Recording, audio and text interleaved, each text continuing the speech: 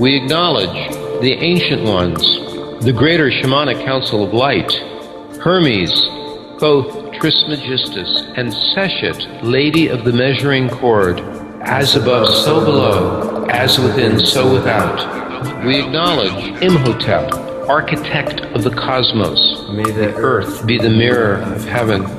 We acknowledge the sacred order of the Magi, and all throughout history who knew, like now, a turning of the ages.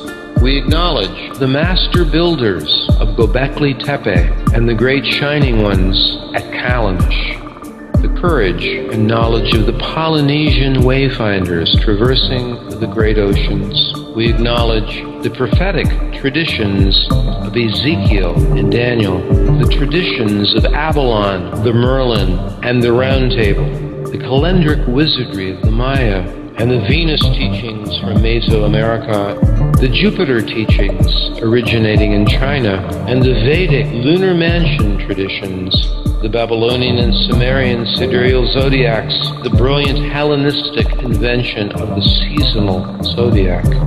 The Neolithic peoples around the planet, some still today, honoring the sacred connection between the land and the sky.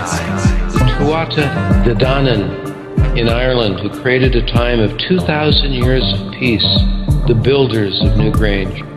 My teachers that are not in human form, Mount Shasta, the Grandfather Rock at the Wonderland of Rocks in Joshua Tree, Mount Haleakala on Maui, the Fish Lake Valley, Hierophany, and the sacred landscapes around the planet, the astrosophy of Rudolf Steiner, and the esoteric astrology of DK in Tibetan, both presaging the shamanic astrology paradigm, and particularly the archetypal visions of C.G. Jung and the cosmology of my mentor, Dane Rijar. For these and more we give thanks.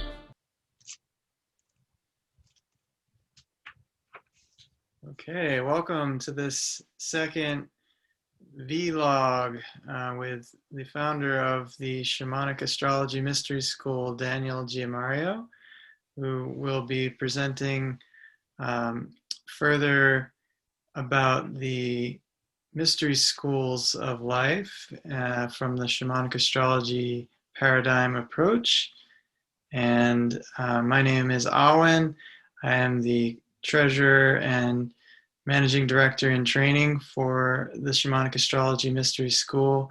And it is my great pleasure here to now present our founder and the one with the most insights on this paradigm to share with us today some recent more recent developments and in this ever-evolving paradigm. So may I now introduce Daniel.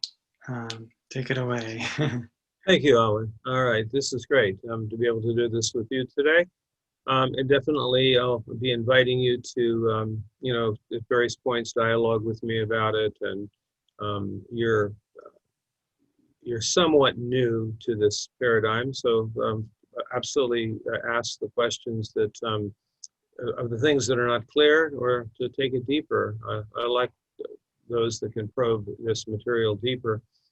So this is a follow-up to last month's, which was illustrated also by an article that was written about the Merlin, which was associated with that call. And it has to do with this, some of the core principles of the shamanic astrology paradigm, which actually goes all the way back to when I got involved with astrology about 1970. So it actually predates the school for a long time. And it's when I decided that the way sun sign astrology was being used was not really that accurate and not that helpful for our journey, for our soul's journey, to be able to figure out who we are, why we're here, what our purpose is, and so on. I also noticed that many of the descriptions of sun signs were actually their shadow. some of the popular assessments of what was, the problems with that sign. And then, there would be different generations might like certain signs better than others. I mean, I can remember when Aquarius was the glamour sign, and Virgo was the one that everybody made jokes about, and recently it's been a Libra that's been in that category. In the approach of this school, rather than using the sun sign approach, or even using the word sign that often, we will substitute the expression mystery school for the 12 signs.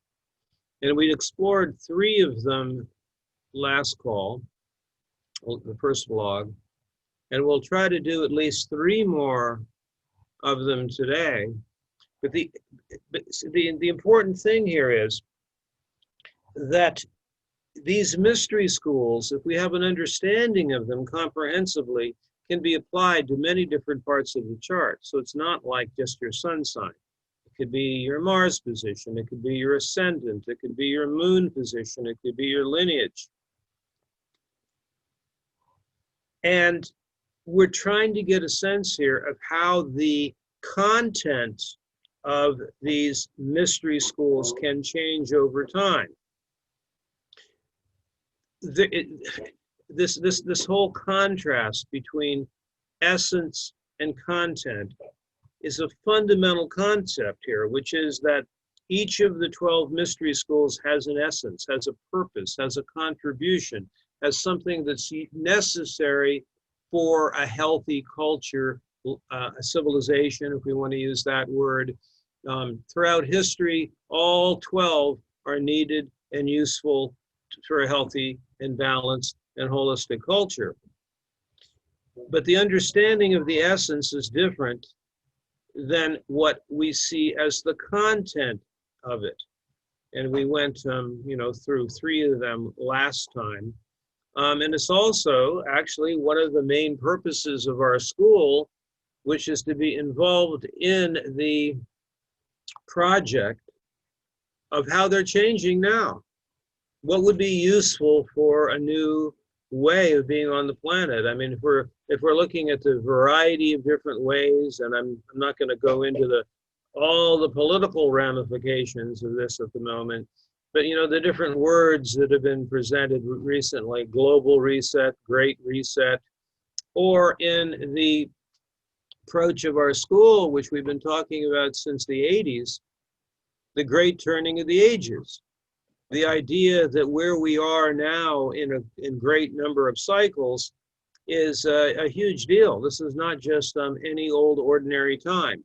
In fact, in some way, I actually believe that this is the most important time period. If we look at all the interlocking cycles, the most important time period in global humanity in 12,800 years.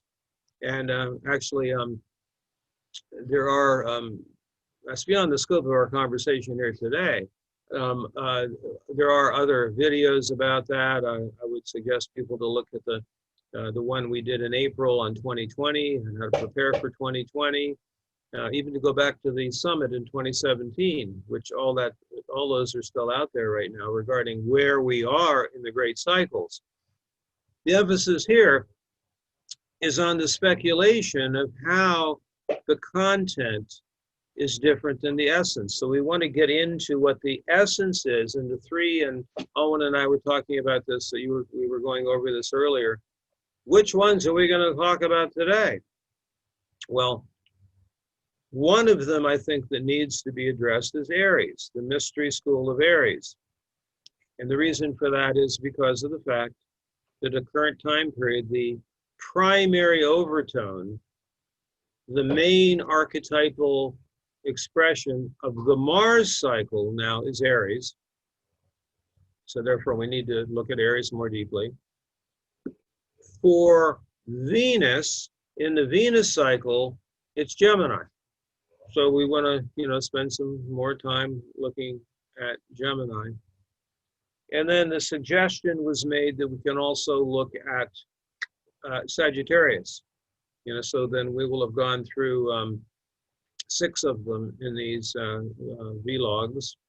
And then I should mention that probably we won't in this style of vlog look at the 2 most important ones coming up for next year. We'll have whole focus on those, and that would be Aquarius and Taurus.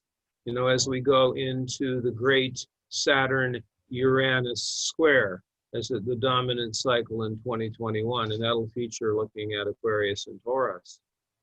Yeah, so I think that's just a good introduction here.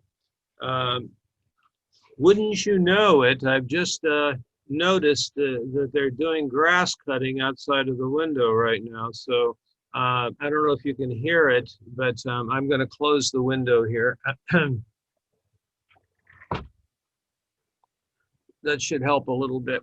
It didn't even come through on my end, so I think should be all right. We're good. So anything you wanted to contribute there from what I've started off with here, Owen?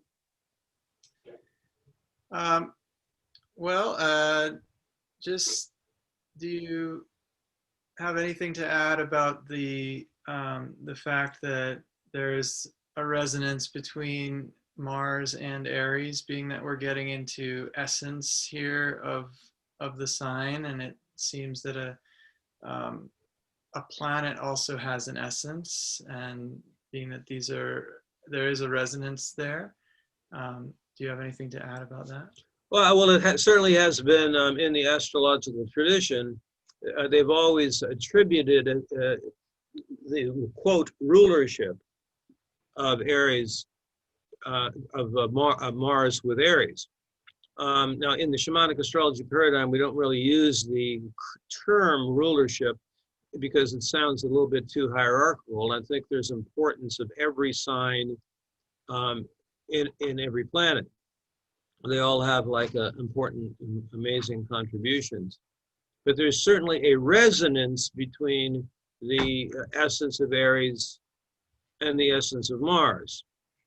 And it's not that often that Aries will be staying in the same sign for like 6-7 months, which is where we are now, which is why in the Mars cycle, the #1 energy for the 26.5-month Mars cycle that we're in, which actually just started October 13th, is the Aries overtone, the Aries primary archetype that establishes what the archetypal expression of masculinity in both men and women is going through at this point, and what the investigation of this is. So that would be I think let's do our starting point here. What is the essence of Aries, and then how has the content been seen over time? And when I say over time, it is now the case that from the recent developments in anthropology, archaeology, and DNA research, we can now push the time frame that human beings like ourselves with the same DNA that we are, it can be pushed back 300,000 years.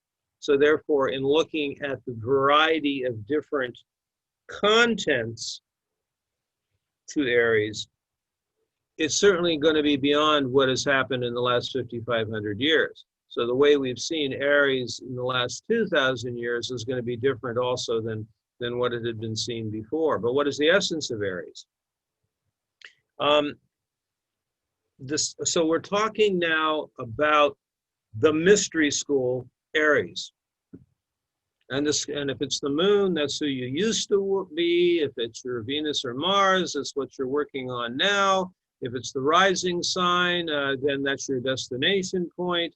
So there's a variety of different ways you could be exploring the essence of Aries. So what is that essence? Well, in the shamanic astrology approach, Aries is in the quadruplicity, a group of 4 that in most astrology traditions are called the cardinal signs. it goes along with Cancer and Capricorn and Libra. And as I see it, those four are the building blocks that structure a culture from one generation to the next. Hence, we now in our school don't use cardinal as the main word for these four.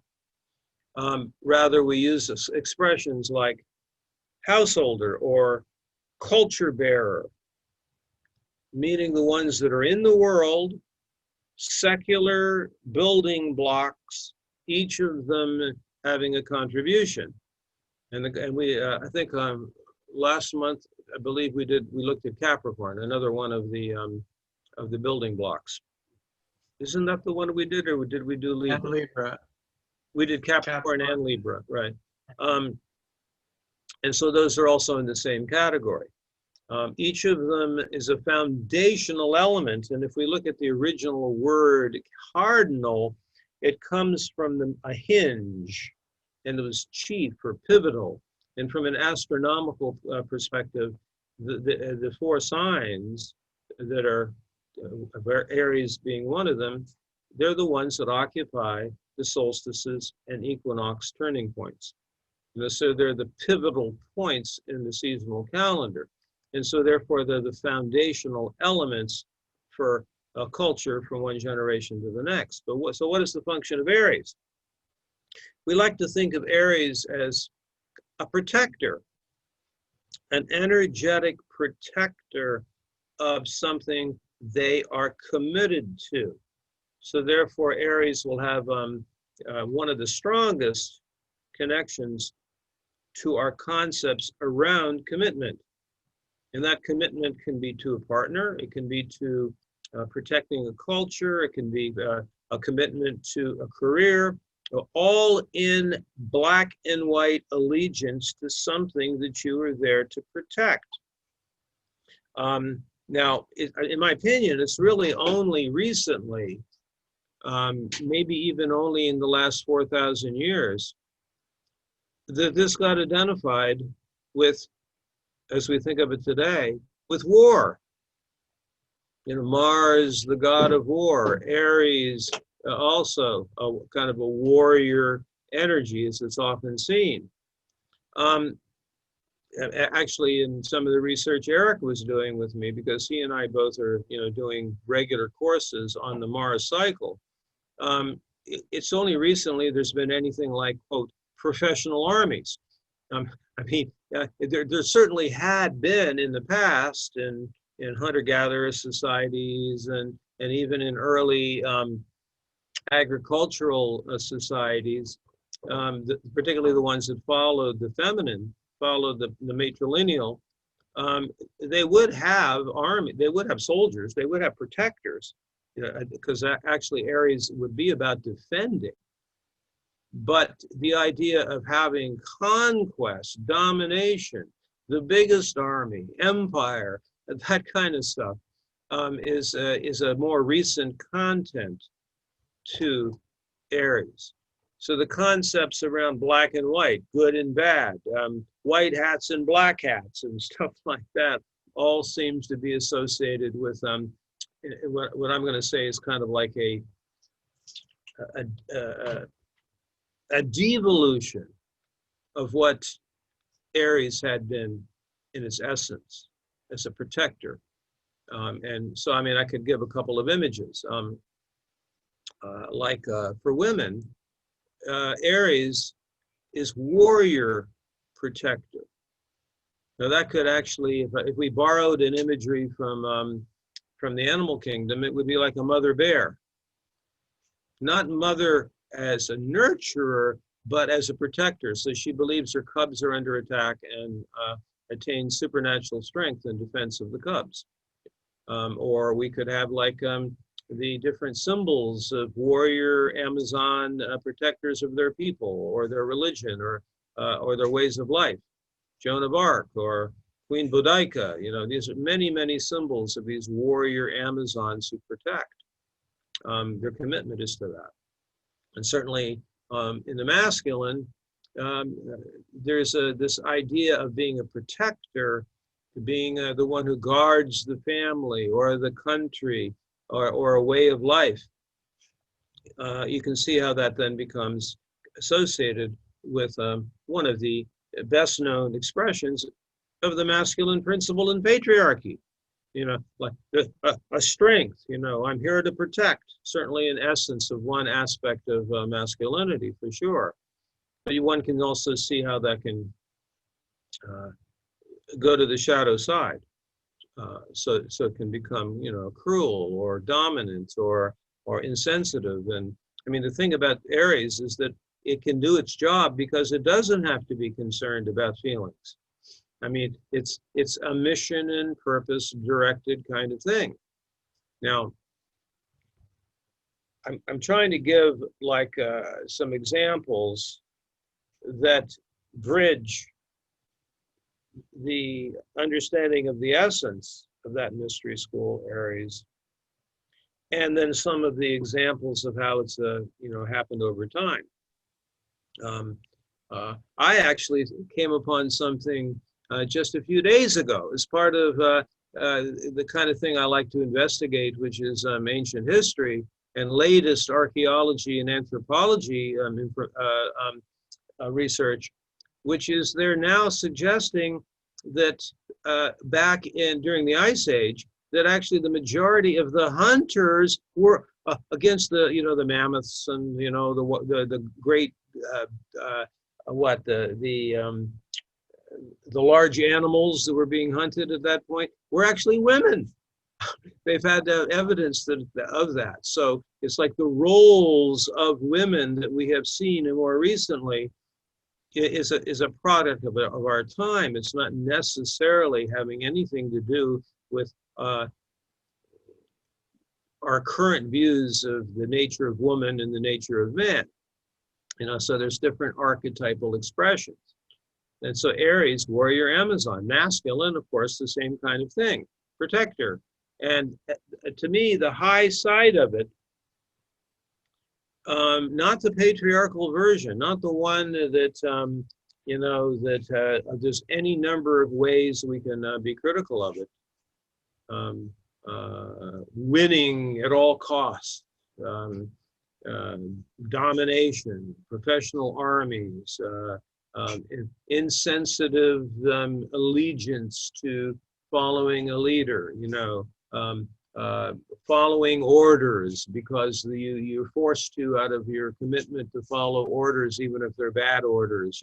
Those we can easily see that as being shadow here.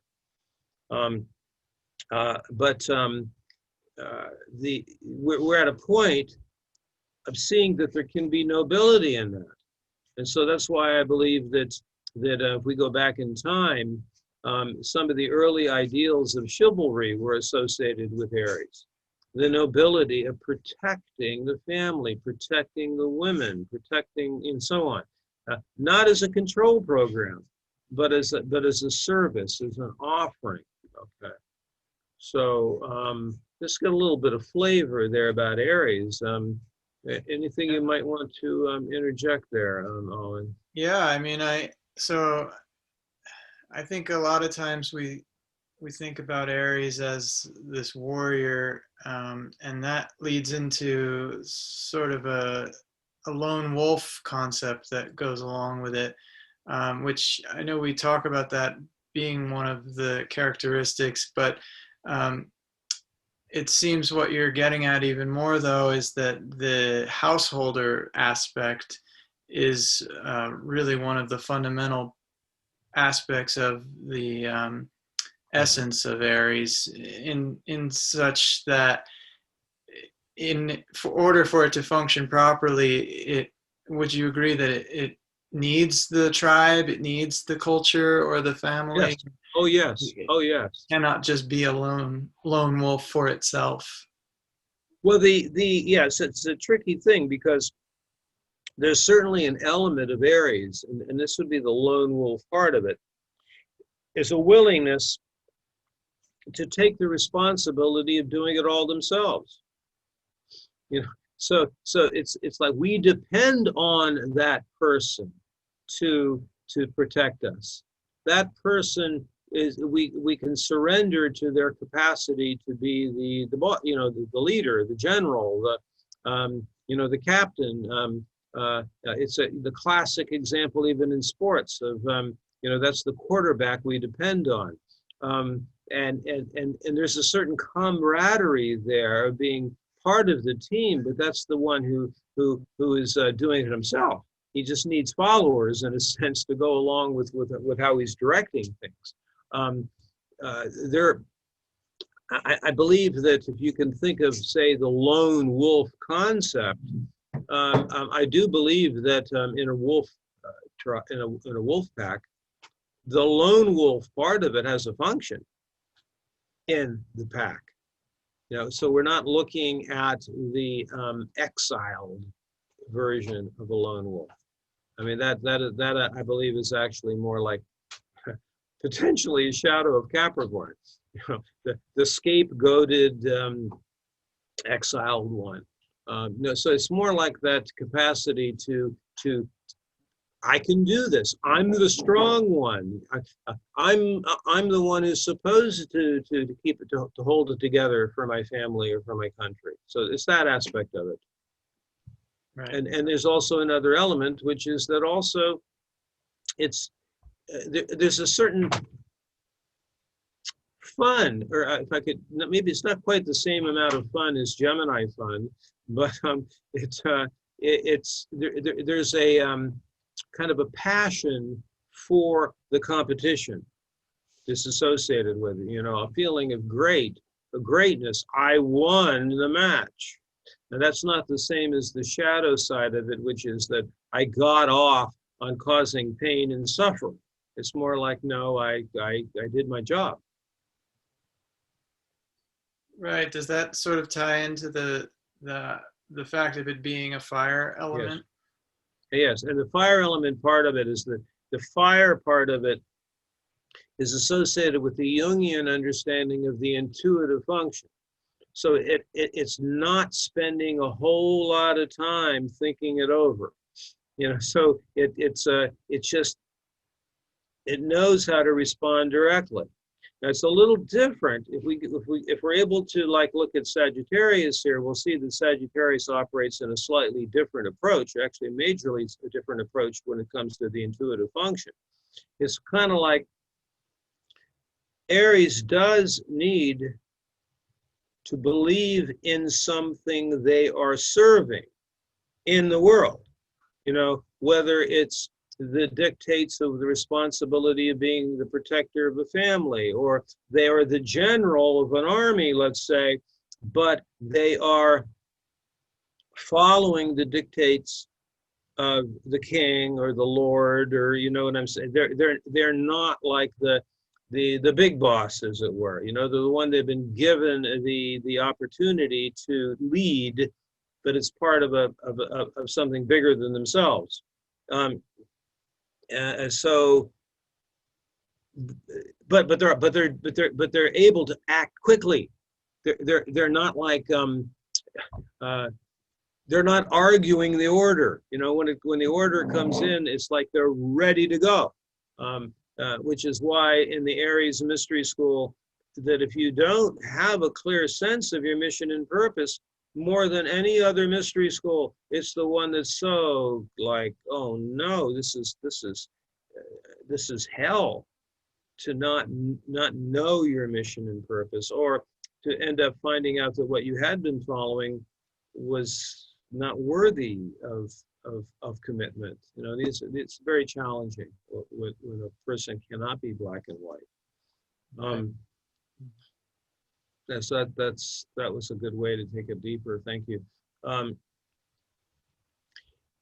So in revisioning it, taking it forward, I've thought that of all the 12, this might be the hardest one to try to figure out how it can become something that is not unwittingly contributing to the problems and challenges of the past.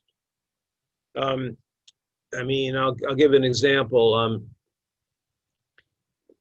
you know, a lot of the very inspiring kinds of movies and books that have to do with fighting injustice and, you know, the battles against good and evil and so on, are so often Aries kinds of stories. And so we get off on the superhero. We get off on the warrior hero that saves the day.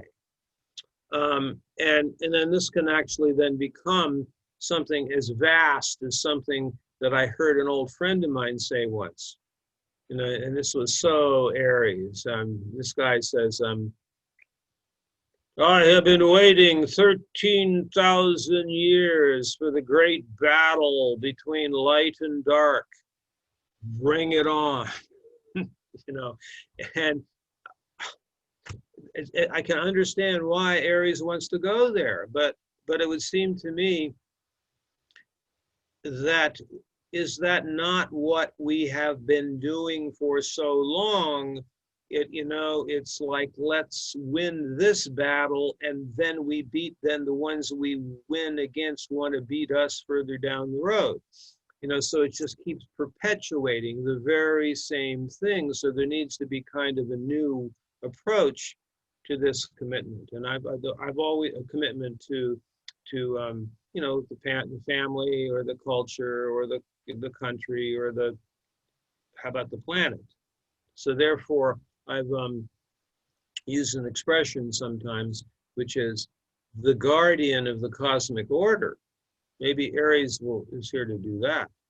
You know, I stand for justice. You know, I stand for the cosmic order. I stand for natural law.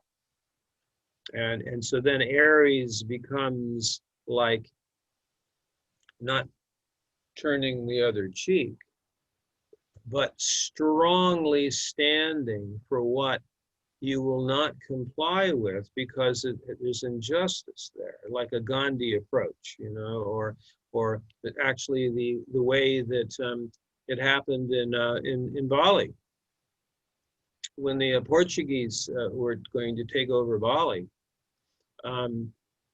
The Balinese lined up, not with weapons, you know, not with an army.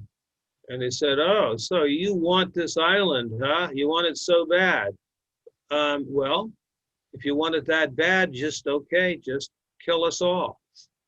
And they stood there willing to just give their lives and to see if that would, if they were going to be, the Portuguese were going to be that cruel. And the Portuguese were not, they were amazed by this, right? And so they actually said, we are going to turn Bali into a museum. That was the way they did it, which is to allow them to keep their culture. And so that was just another way. I think to me, that's Aries. I mean, it's a courage to protect, but not in the way of like, we have a bigger army than you. Right. Yeah, I see it as like protecting life. And yeah. If you're protecting life, then there's no point in killing. Mm-hmm. Mm-hmm. I know. There's a lot. I'm not trying to act like, you know, that I have the answer on this. In fact, I don't. In this evolution of the mystery schools, we're all in it together. But I think the important part of our inquiry is in this recognition that there is an essence and an authenticity to the mystery school of Aries, and it needs to change over time. And just as the Merlin could recognize what was beautiful and authentic about the old ways,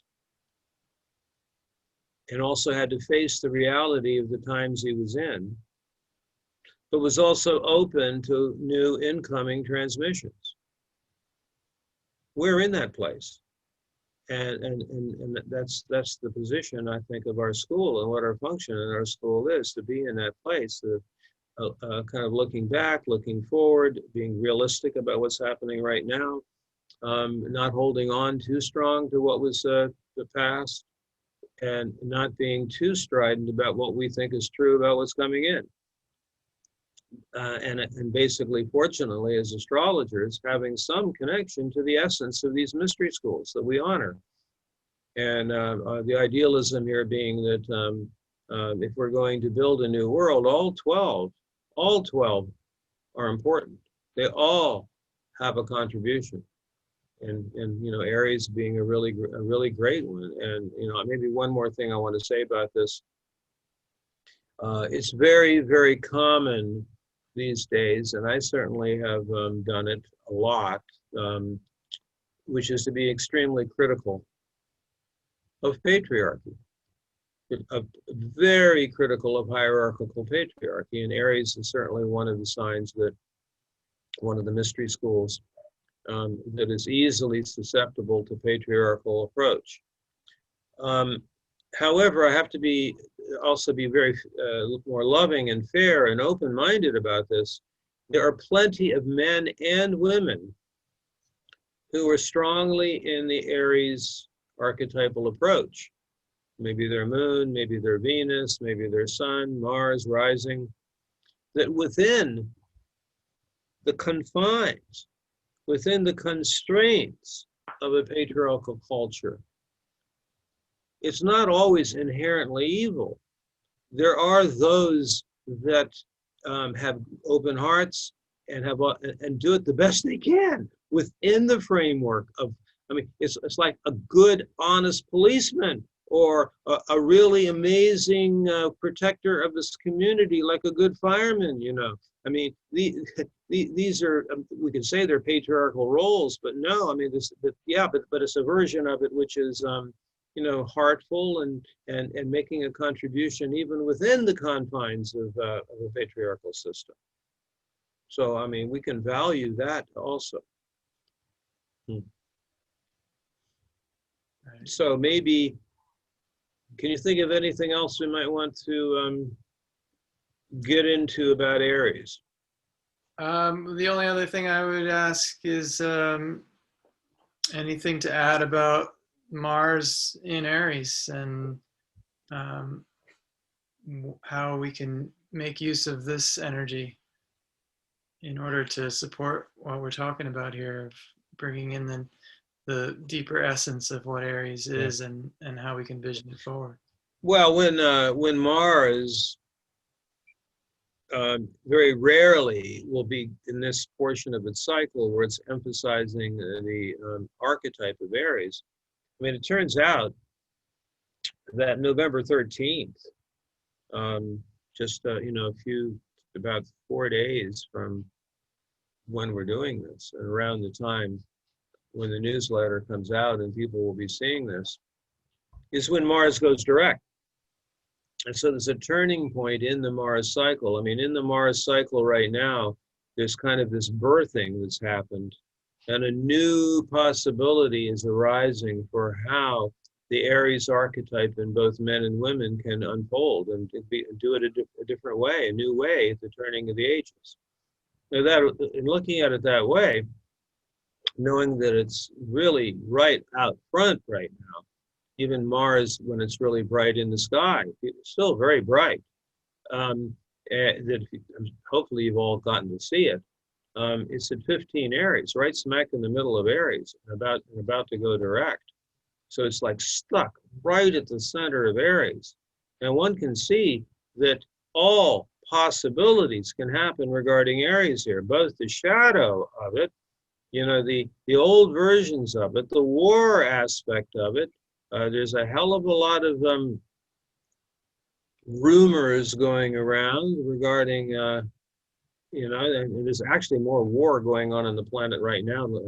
People in America have been so distracted by the election, they're not even aware of how much bombing is happening in places like Syria and Afghanistan and Sudan and Yemen and Libya. I mean, just there's a lot of stuff going on that, you know, behind the scenes. So there's definitely war happening. There could be even more extreme war happening. I don't want to have our head in the sands about that. But at the same time, it's an individual investigation here about how to do Aries in a new way, in a different way. This more of the nobility of Aries, getting beyond the extreme polarity, the shadows of Aries. I myself personally was heavily involved when I was a teenager and in my 20s with sports. Believe it or not, heavily into sports, and I always hated this view that came up in America when I was growing up. It's like, winning is it's the only thing. You must win. And in the Shamanic Astrology Handbook, there's this marvelous story of a pretty famous baseball player that after a World Series game where his team lost. They were in the dugout, kind of interviewing him, and he was in a state of ecstasy. Said, "Oh my God, that was an incredible game! It was amazing. One of the best games you've ever seen. I mean, to be part of that game was amazing, And the interviewers couldn't believe it because they were just used to, you lost, And no, to be able to have that experience of competing at that level and to being your personal best, that was the ecstasy of it. It wasn't necessary to go into this win-lose kind of thing, So I just was always really inspired by that. And the same thing is actually happening for women, because of course, if Mars is in Aries, it's not just about men.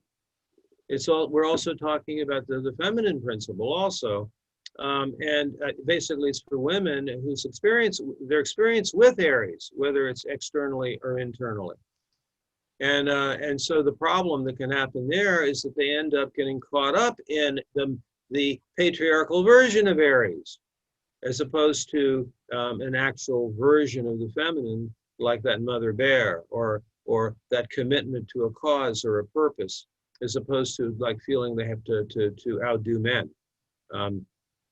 So you end up taking on the shadow of patriarchy. It's often the Aries version, the negative or the shadow version of Aries for women is when they try to, they think the only way they can be successful is by taking on the worst traits of patriarchal Aries. Then that's unfortunately, a lot of women are supporting the patriarchy, and that's part of the challenge. Right. Does that go along with what you were asking? Yeah, certainly. And talking about the feminine principle, maybe it's a good segue into our next sign here, being that Venus is having its overtone for this 584-day cycle, right, in Gemini. So, right. Are you complete? Yeah. Let's dive into Gemini, and I think maybe it's occurring to me that because these two are so important, because there's so much emphasis on our school on the synodic cycles. We have a whole, training on that, a whole online course. We used to do 4 or 5 day in-person trainings on it. Hope to do them again in the future, about learning the specific, the details of the Mercury, Venus, and Mars synodic cycles. And it has a really great contribution to make to how we perceive what's happening in the world today.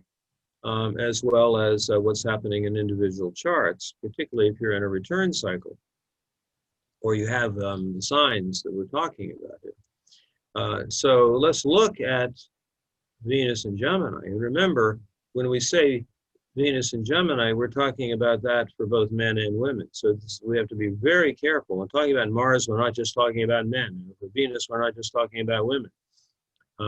It's for both men and women.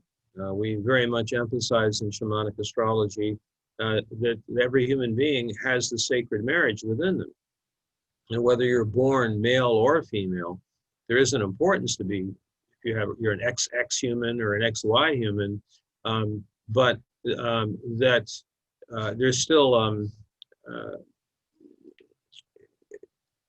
how can we say this? That whether you are biologically male or female, you have both within you. So there's already that combo within you. And we have that whole course, which I believe you've taken, on the sacred marriage.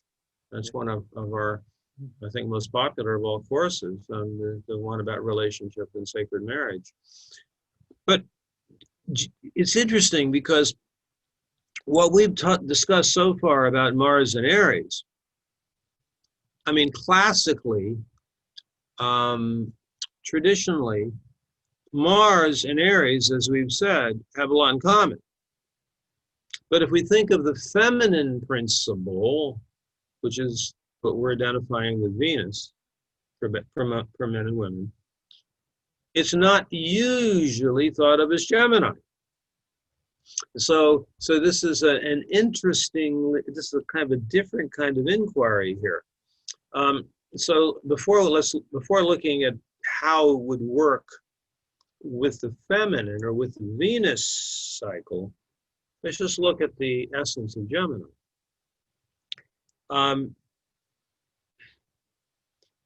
Certainly Gemini is one of these signs, which we call mystery school, of which many of the common attributions that are given to the sign of Gemini are often its shadow. And we're going to be taking our understanding of Gemini here in its essence a little deeper. And I also want to make an admission, full disclosure. As a Capricorn moon, with the intention from the very beginning, Libra rising, to have an equal compassion and an equal understanding for all places on the wheel of life, it was the Gemini place on the wheel of life that it took me the longest to even begin to grasp. And I think that every one of us has one like that. You know, whatever place on the wheel you might be on, there's going to be one that you just don't get, or you have challenges with. So I have a long history about trying to understand Gemini from that perspective. We place in shamanic astrology Gemini in a different quadruplicity. So it is not in a householder one. It's not a culture-bearing one. It's in the category called in service to spirit, along with Sagittarius, along with Virgo, along with Pisces. Now, what does that mean, in service to spirit? Well, the householder ones, their purpose is to build a culture.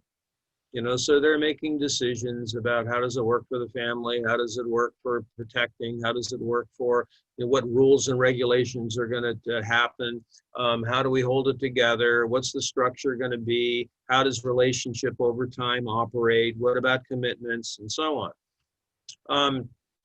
In service to spirit means that what they're following, all four of these, is something other than human, really. They're getting guidance directly from spirit in different ways. I think usually when people hear the expression in service to spirit, it's much more understandable initially when you think of Virgo and Pisces. Sure, definitely in service to spirit. And we will have opportunities to discuss those too. Sagittarius is slightly less easy to see how that's in service to spirit. That's worthy of a deeper conversation. But I think Gemini might be of the four, the hardest one to see how it's in service to spirit. So let's see how that operates. The story that I always like to think of first when I think of Gemini as a mystery school, I think of circuses and carnivals and to think of all the really fun things that you would do there. So many fun things. Song and dance and stage magic and storytelling and animal training and acrobatics and itinerant, you know, and going from place to place. But it wouldn't simply be frivolous. It would be designed to bring magic into people's lives. It would be designed to blow minds in a good way, we could say it that way. And it certainly would be fun. But the purpose of it would, again, not be to just be, you know, not caring about anything. Because, I mean, originally, Gemini would be part of a sacred tradition. Actually, if we go further back in history, before patriarchy, Gemini was the aspect of masculinity, but, you know, we could say feminine and masculine also, because Gemini, probably more than any other mystery school, it's not highly polarized, you know. I mean, it's like, how do you tell the difference between the masculine and the feminine version of it? I mean, they're very similar.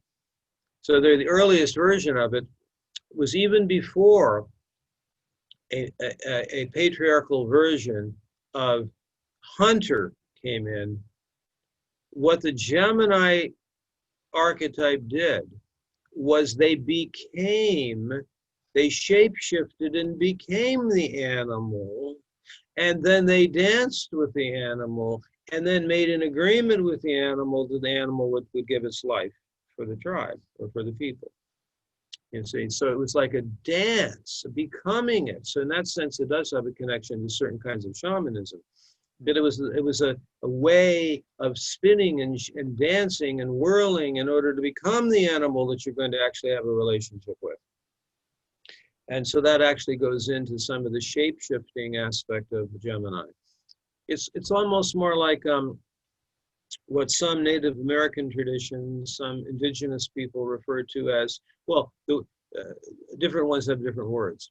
But the Lakota Sioux would have the word Heyoka. And the Heyoka, a word that has never been able to be translated adequately into one English word. It's more like this shape-shifting, contrary, coyote, jester, fool, but not like the fool in a, you know, the fool is no fool. So it's not fool in the sense of, you know, being stupid, but essentially someone who does not have to follow the same rules or laws as even the chief. You know, so they had license to be any way they wanted at any time. Why were they given that license?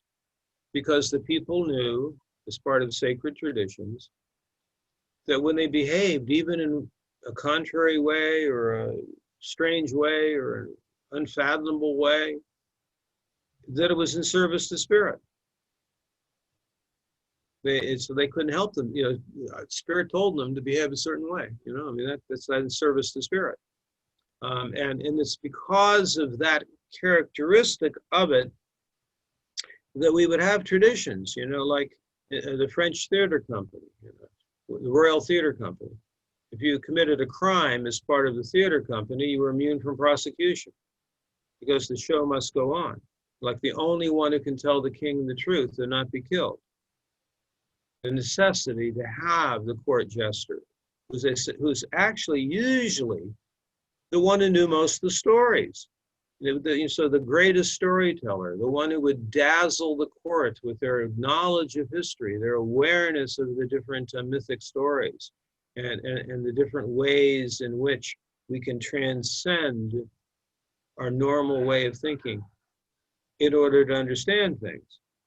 So see, this brings us then to I think, what is not usually understood about the Gemini Mystery School.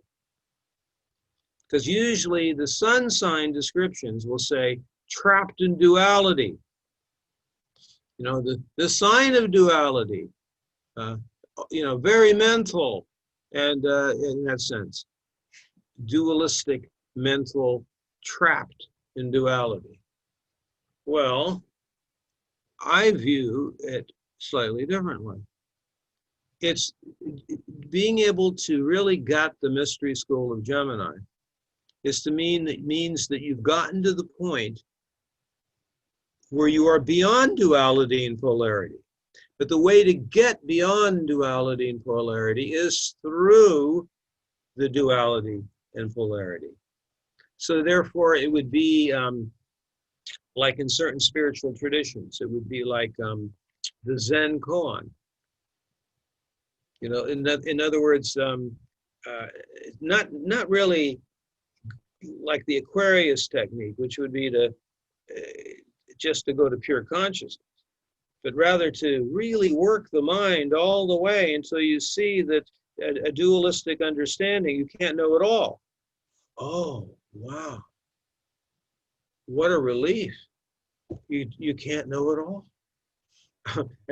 and out of that comes a certain freedom to be beyond duality and polarity.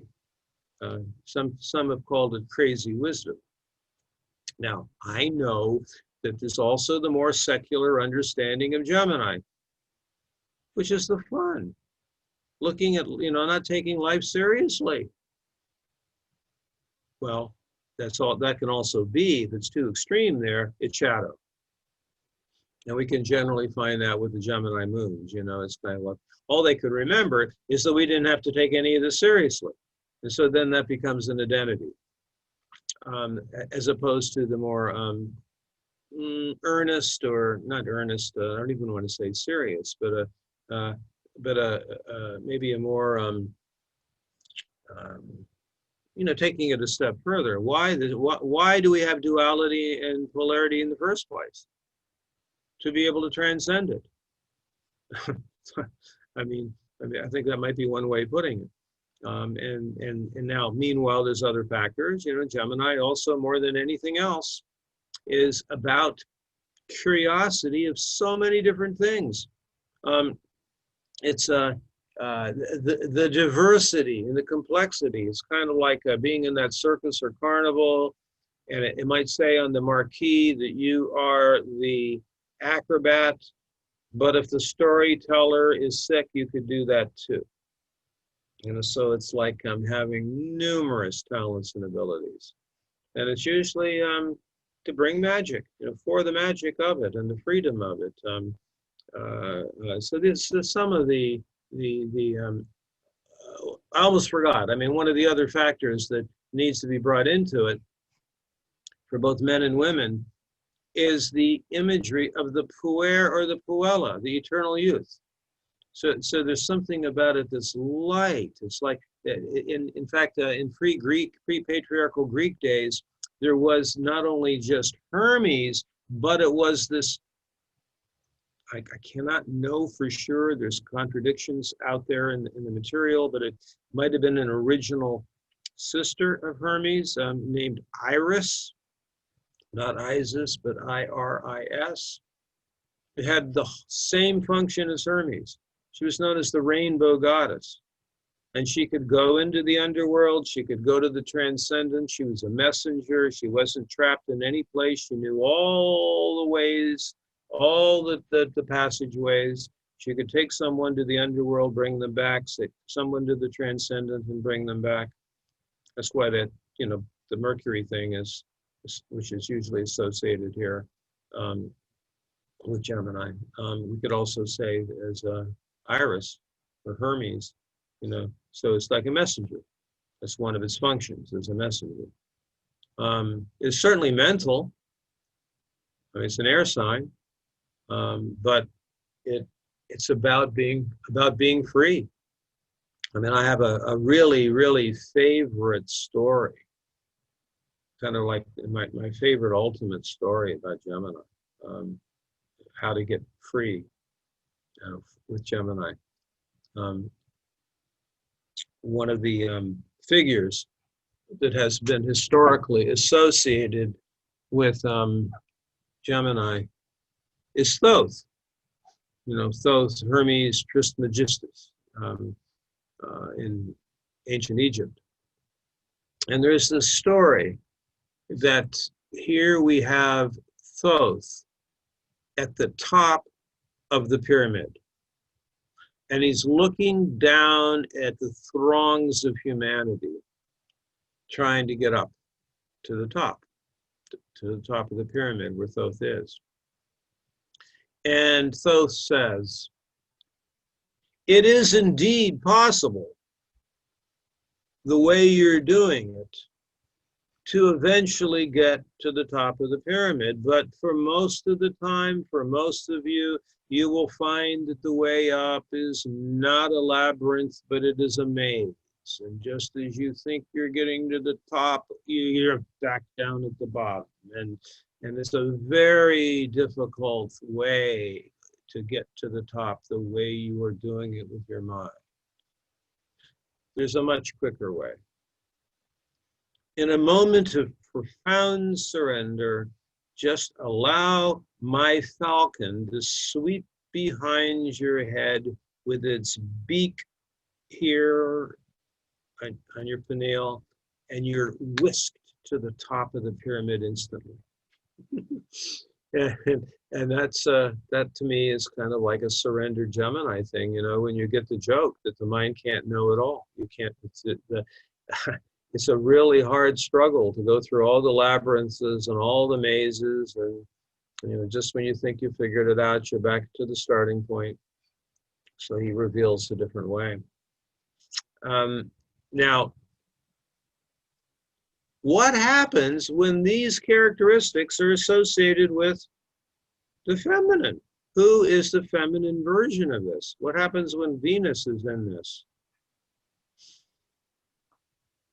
Well, certainly not the more recent patriarchal understandings of the feminine principle. It's not mother nurturer. It's not wife. It's not caregiver. It's not a nurse. What is it? Well, it would be connected to, of course, the puella aeternis, the eternal youth, the fun, all the things we've talked about, the beyond duality and polarity aspect of it. It would be something very difficult to figure out. It is into it for the fun of it and the play of it. However, I think there is also, if we go back to the factor that it's in service to spirit, how can it be when you have some of the ingredients of the feminine principle, which is about connecting and relating and love and things like that? Well, it is its highest aspect of being of service, which is what the Greeks referred to as a psychopomp. Psychopomp means a guide for souls. So therefore, through crazy wisdom, and whether it doesn't even matter whether, you know, the Gemini version of the feminine is like a musician, a dancer, you know, a speaker, anything. They don't necessarily have to be a therapist. They don't necessarily have to be a spiritual teacher. But in what they're doing is they're actually, through the magic of their creativity, they're assisting a person to going deeper than they've gone before and bringing them back, or taking them to the transcendent more than they ever have and bringing them back. So they become a guide for souls. So they're not a goddess of the underworld. They're not a goddess of the transcendent. They are a messenger spirit that assists in bringing magic into people's lives by adding to their experience the underworld dimension and the transcendental dimension. And they're doing it out of a sense of service. They're doing it out of a sense of being in service to spirit. And they know those ways. Now, what happens in a time period like now, if the man or woman who is working the Gemini material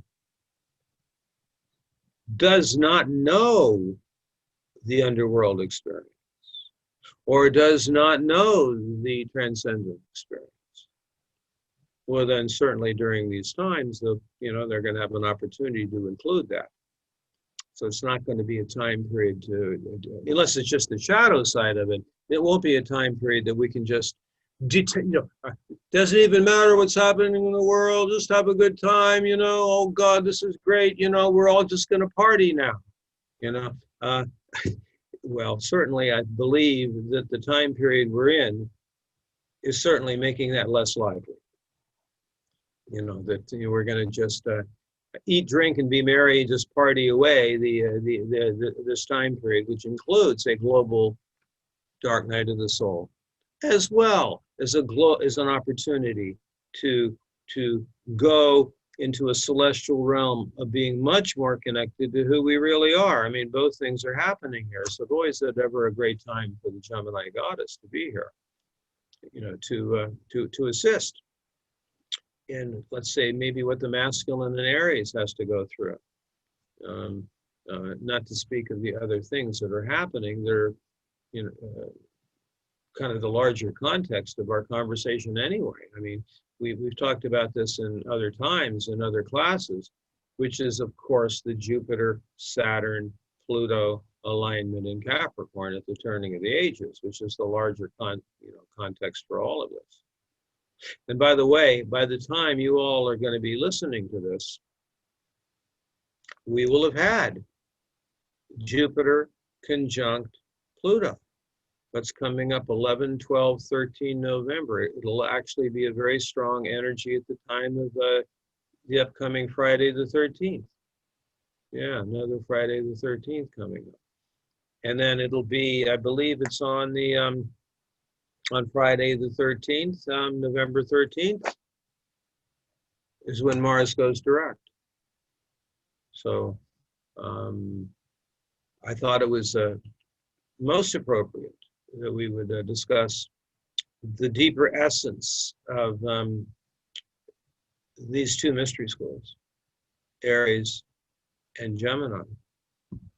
And one thing to keep in mind is that as these next months unfold, as we go into 2021, Venus and Mars will form a union. It's not an underworld saga. There will be a connection between the two of them. So this way of dancing, the masculine and the feminine together, the Aries masculine, the Gemini feminine. And so the inquiry is, how do these two mix? Well, this is certainly a masculine, very young masculine for both men and women. Yang, Y-A-N-G, like a intuitive, fire, aggressive, actional. But it's an extremely different than how we normally think of it, Gemini, for Venus. So I'm hoping for, I'm advocating here that there be alchemical magic that the Venus position in Gemini will help to deliver to transform the Aries mystery school into, something very, very difficult to discern, how to move it into a different dimension. So I think these two can help each other a lot. I'm sorry, that was a kind of a long monologue there I did. So any comments you want to bring in? I think you have something significant in Gemini. Yeah, I have a Gemini moon. That's what I thought. Actually, and interesting because my partner, my wife, has an Aries moon. So we're wow. Right. Oh, here we go. Yeah. That exact connection we're speaking of too, and how we support each other that gives me some insights on what's going on in the world too. So that's. Oh, well, it's also interesting, Owen, that that she is the biological female who has the Aries moon, right? Right. Is what you said? Uh-huh. Yeah. And then you're the biological male who has the Gemini moon. Right. So Opposite. Yeah, no, hearing you talk about Gemini, I've obviously, being that it's a major part of my own chart, I've sort of looked at it a lot. And, but it was, yeah, what was coming up for me as you were talking is, yeah, we usually think of Gemini as very light-hearted and not wanting to take things too seriously, but there's a sense from what you just said, like especially I'm thinking of the circus performer piece, that for the first time kind of registered in me that just by virtue of being in service to spirit is actually a very serious shine in a way, maybe not taking it seriously, but there's definitely a depth of commitment there that is unshakable. Right. And I find that really interesting and perhaps something that we typically overlook with Gemini. Indeed. And actually, I did think of another thing that it might be valuable to add in here,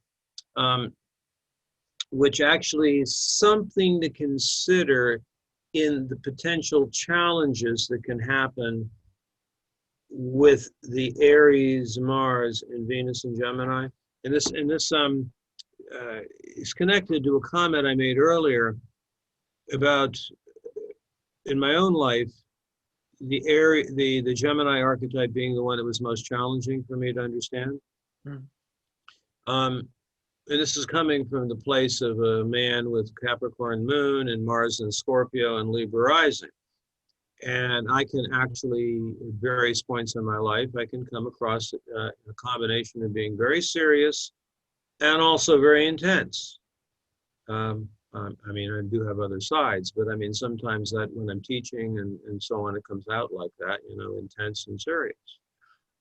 What I discovered for many years, oh my gosh, particularly back in the 80s and 90s, there would always be a person in the circle or in the group with a large amount of Gemini. And I thought, man, they were just a thorn in my side. You know, they would be just doing literally everything to distract me every time I got intense or serious.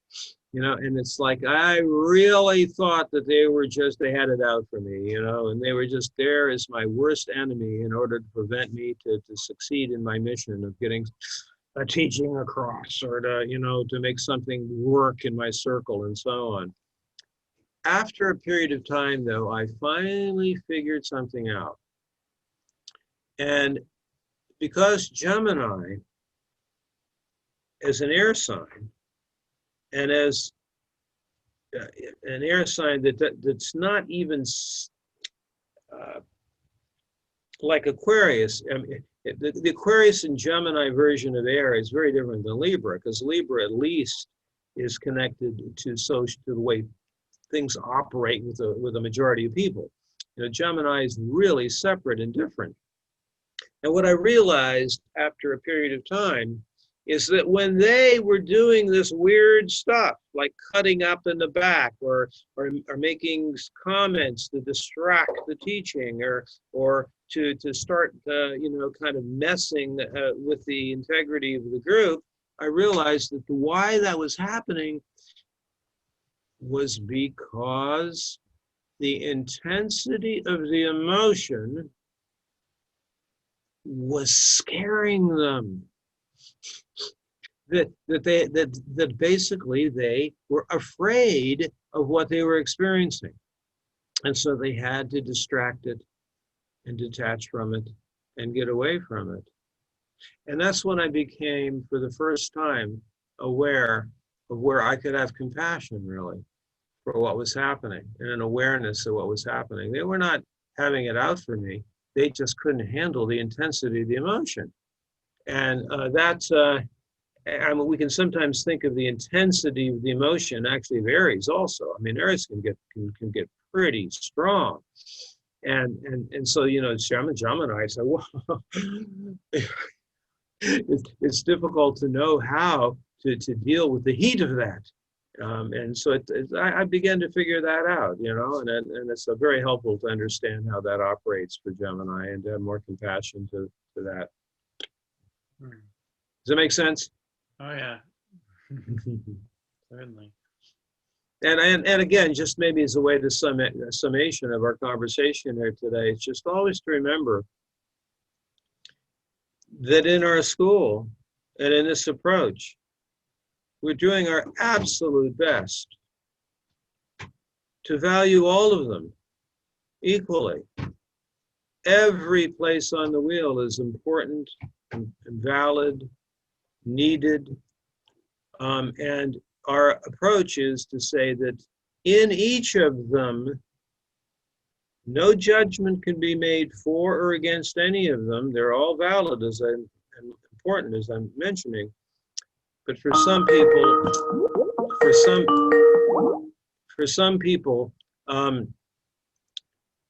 the shadow side of it is the regressive part that they need to get over. For other people, it's the progressive side of being the ones on the front lines with being the creators of the new content. And certainly every one of these, and Gemini, no more, no less than others, has a shadow side, and it's developing new content at this particular time. So that's part of our project. And any last comments you might want to make here, Alan? No, I just think that the essence of it all is what you just said, that everything is an expression of life itself, and therefore all valid, and that is the essence of the mystery schools as a whole, as a set of 12. So Yeah. I think that's a really important teaching and really powerful message going forward in these times. Well, it's been a pleasure. Thank you. That's well said. It's a pleasure sharing this with you today, and I hope this is enjoyable for those that are hearing this now, and we'll do more of this, Alan. So Yeah. thanks for your help, and hopefully you hit record. Yes, we've been recording, so Okay. All right. make sure to get Okay. You can stop.